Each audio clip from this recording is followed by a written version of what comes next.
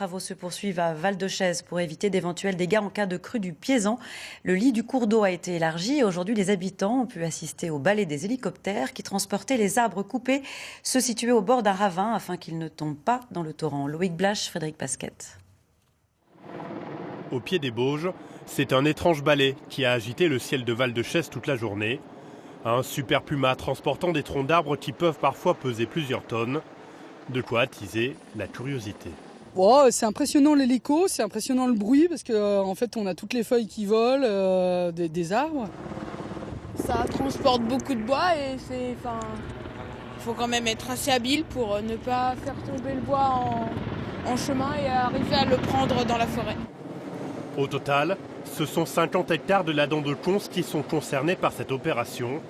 Les arbres jugés instables et vieillissants sont abattus depuis cet été, car en cas de forte pluie, il serait une menace pour l'école et une quinzaine de maisons en contrebas.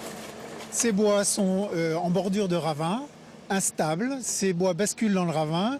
Lors des crues, ces bois sont repris dans le ravin et transportés par le torrent jusqu'au niveau du cône de déjection, du village et des ponts.